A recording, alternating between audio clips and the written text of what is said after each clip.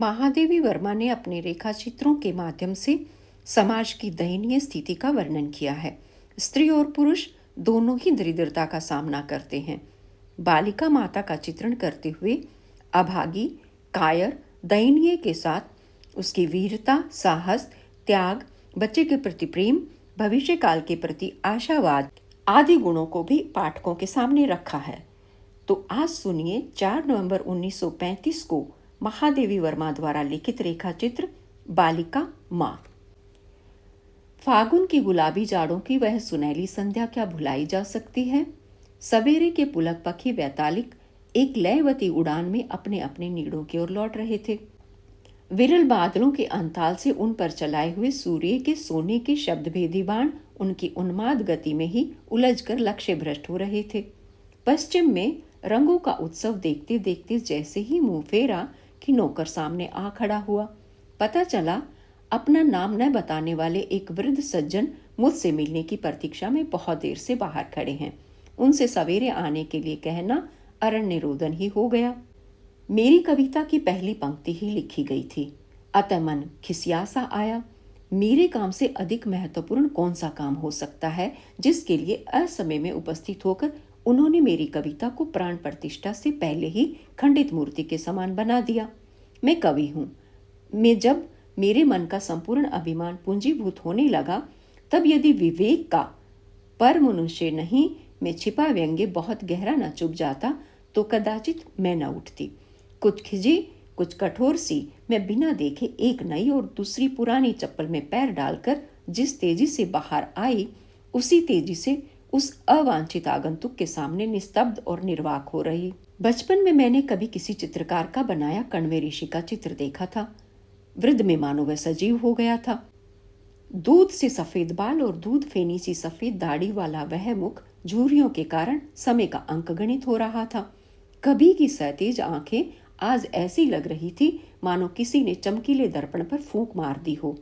एक क्षण में ही उन्हें धवल सिर से लेकर धूल भरे पैरों तक, कुछ पुरानी काली चप्पलों से लेकर पसीने और मैल की एक बहुत पतली कोर से युक्त खादी की धुली टोपी तक देखकर कहा, आपको पहचाने नहीं। अनुभवों से मलिन पर आंसुओं से उजली उनकी दृष्टि पल भर को उठी, फिर कांस के फूल जैसी बरूनियों वाली पलकें झुकाई, न जाने व्यथा के भार से, न जाने लज्जा से। एक क्लांत पर शांत कंठ से उत्तर दिया, जिसके द्वार पे आया है उसका नाम जानता है। इससे अधिक मांगने वाले का परिचय क्या होगा। मेरी पोती आपसे एक बार मिलने के लिए बहुत विकल है। 2 दिन से इसी उधेड़बुन में पड़ा था। आज साहस करके आ सका हूँ। कल तक शायद साहस न ठहरता। इसी से मिलने के लिए हट कर रहा था। पर क्या आप इतना कष्ट स्वीकार करके चल सकेंगी? तांगा खड़ा है। मैं आश्चर्य से वृद्ध की ओर देखती रह गई। मेरे परिचित ही नहीं, अपरिचित भी जानते हैं कि मैं सहज ही कहीं आती जाती नहीं। यह शायद बाहर से आए हैं। पूछा, क्या वह नहीं आ सकती? वृद्ध के लज्जित होने का कारण मैं न समझ सकी। उनके होंठ हिले पर कोई स्वर न निकल सका और मुंह फेर कर गीली आंखों को छिपाने की चेष्टा करने लगे।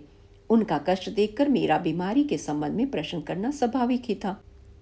वृद्ध ने नितांत हताश मुद्रा में स्वीकृति सूचक मस्तक हिलाकर कुछ बिखरे से शब्दों में ये स्पष्ट कर दिया कि उनकी एक पोती है जो 8 की अवस्था में मातृ पितृहीन और 11वें वर्ष में विधवा हो गई थी। अधिक तर्क वितर्क का अवकाश नहीं था। सोचा वृद्ध की पोती अवश्य ही मरणासन है, बेचारी अभागी बालिका। पर मैं तो कोई डॉक्टर या वैद्य नहीं हूँ और मुंडन, कंछेदन आदि में कवि को बुलाने वाले लोग अभी उसे गीतावाचक के समान अंतिम समय में बुलाना नहीं सीखे हैं। वृद्ध जिस निहोरे के साथ मेरे मुख का प्रत्येक भाव परिवर्तन देख रहे थे, उसी ने मानो मेरे कंठ से बलात् कहला दिया, चलिए किसी को साथ ले लो, क्योंकि लौटते लौटते अंधेरा हो जाएगा। नगर की शिराओं के समान फैली और एक दूसरी से उलझी हुई गलियों से, जिसमें दूषित रक्त जैसा नालियों का मैला पानी बहता है और रोग के कीटाणुओं की तरह नए मैले बालक घूमते हैं, मेरा उस दिन विशेष परिचय हुआ। किसी प्रकार का एक तिमंजिले मकान की सीढ़ियां पार कर हम लोग ऊपर पहुंचे। दालान में ही मैली फटी दरी पर खंबे का सहारा लेकर बैठी हुई एक स्त्री मूर्ति दिखाई दी, जिसकी गोद में मैले कपड़ों में लिपटा एक पिंड सा था। वृद्ध मुझे वहीं छोड़कर भीतर के कमरे को पार कर दूसरी ओर के छज्जे पर जा खड़े हुए। जहां से उनके थके शरीर और टूटे मन को द्वंद धुंधले चलचित्र का कोई मूक पर करुण दृश्य बनने लगा। एक उदासीन कंठ से आइए में निकट आने का निमंत्रण पाकर मैंने अभ्यर्थना करने वाली की ओर ध्यान से देखा। वृद्ध से उसकी मुख आकृति इतनी मिलती थी कि आश्चर्य होता था। वही मुख की गठन, उसी प्रकार के चमकीले पर धुंधले नेत्र और वैसे ही कांपते होंठ। रूखे बाल और मलिन वस्त्रों में उसकी कठोरता वैसे ही दयनीय जान पड़ती थी जैसी जमीन में बहुत दिन गड़ी रहने के उपरांत खोद कर निकाली हुई तलवार। कुछ खिजलाहट भरे स्वर में कहा, बड़ी दया की, पिछले 5 महीने से हम जो कष्ट उठा रहे हैं उसे भगवान ही जानते हैं। अब जाकर छुट्टी मिली है, पर लड़की का हट तो देखो। अनाथालय में देने के नाम से बिलखने लगती है।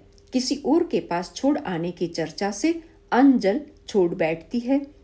बार बार समझाया कि जिससे न जान न पहचान उसे ऐसी मुसीबत में घसीटना कहाँ की भलमानसता है, पर यहाँ सुनता कौन है। लाला जी बेचारे तो संकोच के मारे जाते ही नहीं थे, पर जब हार गए तब झक मार कर जाना पड़ा। अब आप ही उद्धार करें तो प्राण बचे। इस लंबी चौड़ी सारगर्भित भूमिका से आवाक में जब कुछ प्रकृति स्थित हुई तब वस्तु स्थिति मेरे सामने धीरे धीरे वैसे ही स्पष्ट होने लगी जैसे पानी में कुछ देर रहने पर तल की वस्तुएं। यदि यह न कहूं कि मेरा शरीर सिहर उठा था, पैर अवसन हो रहे थे और माथे पर पसीने की बूंदें आ गई थी, तो असत्य कहना होगा। सामाजिक विकृति का बौद्धिक निरूपण मैंने अनेक बार किया है, पर जीवन की एक विभीषिका से मेरा यही पहला साक्षात था। मेरे सुधार संबंधी दृष्टिकोण को लक्ष्य करके परिवार में प्राय सभी ने कुछ निराश भाव से सिर हिलाकर मुझे ये विश्वास दिलाने का प्रयत्न किया कि मेरी सात्विक कला इस लू का झोंका न सह सकेगी और साधना की छाया में पले मेरे कोमल सपने इस धुएं में जी ना सकेंगे। मैंने अनेक बार सबको यही एक उत्तर दिया है कि कीचड़ से कीचड़ को धो सकना न संभव हुआ है न होगा। उसे धोने के लिए निर्मल जल चाहिए। मेरा सदा से विश्वास रहा है कि अपने दलों पर मोती सा जल भी न ठहर देने वाले कमल की सीमा अतीत स्वच्छता ही उसे पंख में जीने की शक्ति देती है।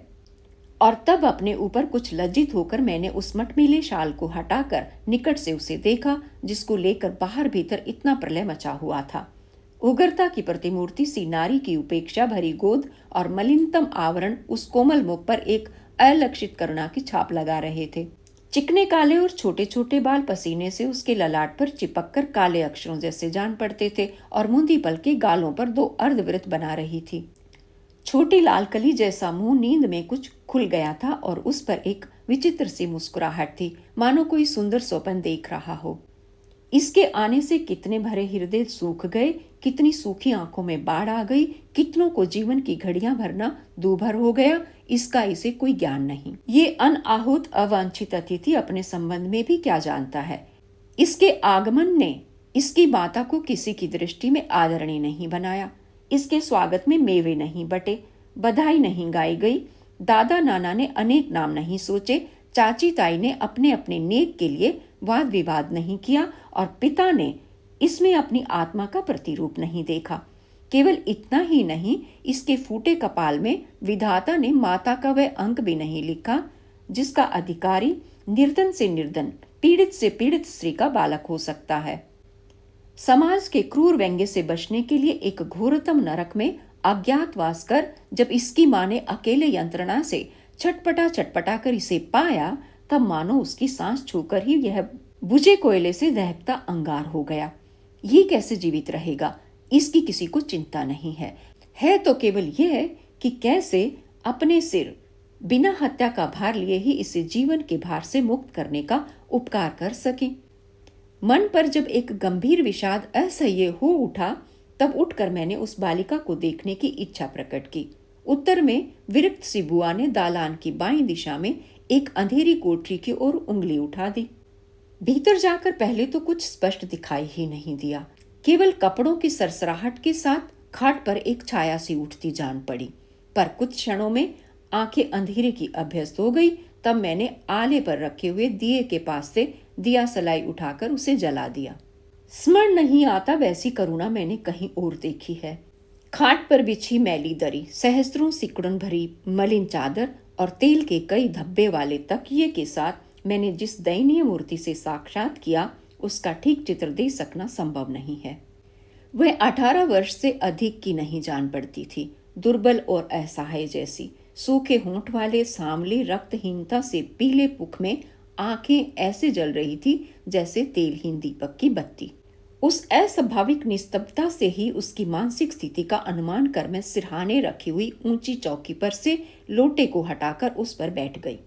और तब जाने किस अज्ञात प्रेरणा से मेरे मन का निष्क्रिय विषाद क्रोध से सहस्त्र स्फुलिंगों में बदलने लगा। अपने अकाल वैधव्य के लिए वह दोषी नहीं ठहराई जा सकती। उसे किसी ने धोखा दिया, इसका उत्तरदायित्व भी उस पर नहीं रखा जा सकता। पर उसकी आत्मा का जो अंश, हृदय का जो खंड उसके सामने है, उसके जीवन मरण के लिए केवल वही उत्तरदायी है। कोई पुरुष यदि उसको अपनी पत्नी स्वीकार नहीं करता तो केवल इसी मिथ्या के आधार पर वह अपने जीवन के इस सत्य को, अपने बालक को अस्वीकार कर देगी। संसार में चाहे इसको कोई परिचयात्मक विशेषण ना मिला हो, परंतु अपने बालक के निकट तो वह गरिमामयी जननी की संज्ञा ही पाती रहेगी। इसी कर्तव्य को अस्वीकार करने का यह प्रबंध कर रही है। किस लिए?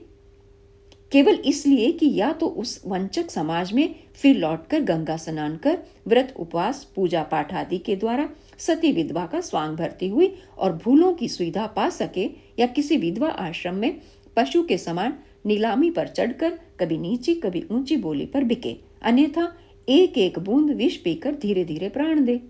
स्त्री अपने बालक को हृदय से लगाकर जितनी निर्भर है उतनी किसी और अवस्था में नहीं। वह अपनी संतान की रक्षा के समय जैसी उग्र चंडी है वैसी और किसी स्थिति में नहीं। इसी से कदाचित लोलुप संसारों से अपने चक्रव्यूह में घेरकर बाणों से छलनी करने के लिए पहले इसी कवच को छीनने का विधान कर देता है। यदि ये स्त्रियां अपने शिशु को गोद में लेकर साहस से कह सकें कि बर्बरो, तुमने हमारा नारीत्व, पतित्व सब ले लिया, पर हम अपना मातृत्व किसी प्रकार न देंगी, तो इनकी समस्याएं तुरंत सुलझ जावें। जो समाज इन्हें वीरता, साहस और त्याग भरे मातृत्व के साथ नहीं स्वीकार कर सकता, क्या वह इनकी कायरता और दैन्य भरी मूर्ति को ऊंचे सिंहासन पर प्रतिष्ठित कर पूजेगा? युगों से पुरुष स्त्री को उसकी शक्ति के लिए नहीं, सहन शक्ति के लिए दंड देता आ रहा है। मैं अपने भाव आवेश में इतनी स्थिर उठी थी कि उस समय का कहा सुना आज उसी रूप में ठीक ठीक याद नहीं आता। परंतु जब उसने खाट से जमीन पर उतरकर अपनी दुर्बल बाहों से मेरे पैरों को घेरते हुए मेरे घुटनों में मुंह छिपा लिया, तब उसकी चुपचाप बरसती हुई आंखों का अनुभव कर मेरा मन पश्चाताप से व्याकुल होने लगा। उसने अपने नीरव आंसुओं से अस्फुट शब्द गूंथ गूंथ कर मुझे ये समझाने का प्रयत्न किया कि वह अपने बच्चे को नहीं देना चाहते। यदि उसके दादाजी राजी न हो तो मैं उसके लिए ऐसा प्रबंध कर दूं जिससे उसे दिन में 1 कोर 2 रूखी सूखी रोटियां मिल सकें। कपड़े वह मेरे उतारे ही पहन लेगी और कोई विशेष खर्च उसका नहीं है। फिर जब बच्चा बड़ा हो जाएगा तब जो काम मैं उसको बता दूंगी वही तन मन से करती वह जीवन बिता देगी। पर जब तक वह फिर कोई अपराध ना करे तब तक मैं अपने ऊपर उसका वही अधिकार बना रहने दूं जिसे वह मेरी लड़की के रूप में पा सकती थी। उसके माँ नहीं है, इसी से उसकी इतनी दुर्दशा संभव हो सकी। अब यदि मैं उसे माँ की ममता भरी छाया दे सकूं तो वह अपने बालक के साथ कहीं भी सुरक्षित रह सकेगी। उस बालिका माता के मस्तक पर हाथ रखकर मैं सोचने लगी कि कहीं ये वरद हो सकता है। इस पतझड़ के युग में समाज से फूल चाहे न मिल सके पर धूल की किसी स्त्री को कमी नहीं रह सकती। इस सत्य को ये रक्षा की याचना करने वाली नहीं जानती। पर 27 वर्ष की अवस्था में मुझे 18 वर्षीय लड़की और 22 दिन के नाती का भार स्वीकार करना ही पड़ा। वृद्ध अपने सहानुभूतिहीन प्रांत में भी लौट जाना चाहते थे। उपहास भरे समाज की विडंबना में भी शेष दिन बिताने को इच्छुक थे और व्यंग्य भरे क्रूर पड़ोसियों से भी मिलने को आकुल थे। परंतु मनुष्यता की ऊंची पुकार में ये संस्कार के क्षीण स्वर दब गए। अब आज तो वे किसी अज्ञात लोक में हैं। मल्ले के झोंके के समान मुझे कंटक वन में खींच लाकर उन्होंने जो 2 फूल की धरोहर सौंपी थी उससे मुझे स्नेह की सुरभि ही मिली है। हाँ, उन फूलों में से एक को शिकायत है कि मैं उसकी गाथा सुनने का अवकाश नहीं पाती और दूसरा कहता है कि मैं राजकुमार की कहानी नहीं सुनाती।